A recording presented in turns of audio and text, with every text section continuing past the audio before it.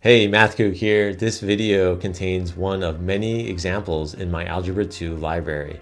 The rest of those examples, along with hundreds of other videos, are only available at mathkook.com. Let's MathKook it up.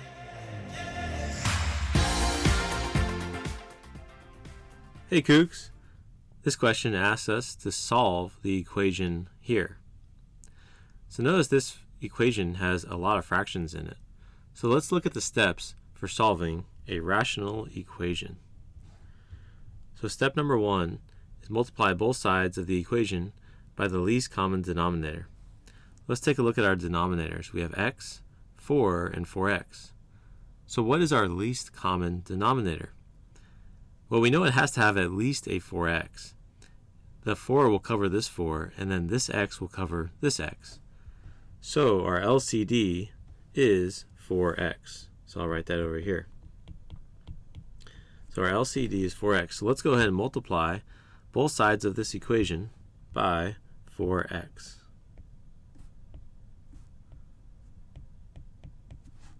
Let's start with the left side. So on the left side, we're going to distribute this 4x to both these terms. So let's see what happens. When I multiply the 4x by the 2 over x, the x's cancel. And I'm left with 4 times 2, which is 8. Next, I multiply the 4x times this fraction. The 4's cancel, and I'm left with x times x minus 2. So we will write that here.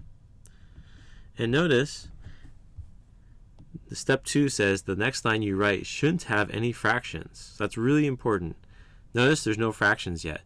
If you pick the right least common denominator, the next line you write, which is the line that we're currently writing here, should not have any fractions. On the right side, the 4x's both cancel here, so we're left with just 23 on the right side. Let's go ahead and distribute the x here in our next step to the x and the 2. This will give us 8 plus x squared minus 2x equals 23. Next, we will move everything to the left side and set it equal to 0. And we know to do that because there's an x squared and an x, which means we have a quadratic equation. So let's move the 23 over. Since it's positive, we're going to subtract 23 to both sides.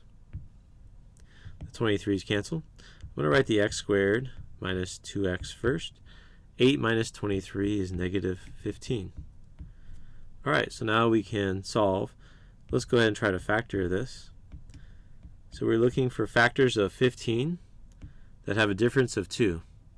So what are factors of 15 that have a difference of 2? That would be 5 and 3.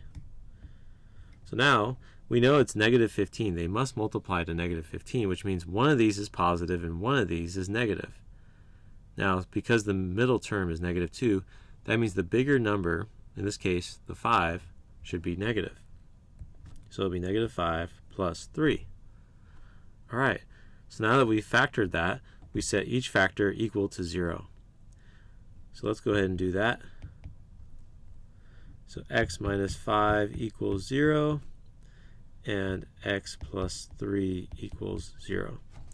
So we're going to have to solve those on the top right here. Let's go ahead and move those. So we'll go up here. So x minus 5 equals 0, x plus 3 equals 0, and we will solve for x. So we'll move the 5 over.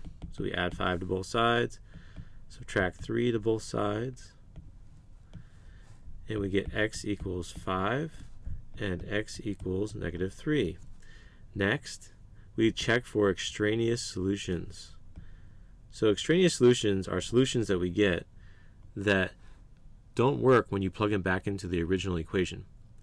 So to see if either the 5 or the negative 3 is extraneous, we want to look for the excluded values in the original equation.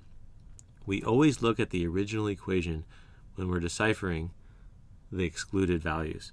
So looking at the fractions here, what value of x would make the bottom 0? Well, this one's pretty easy. The excluded values would be just 0, because if x was 0, that would make this fraction 0 or this one 0.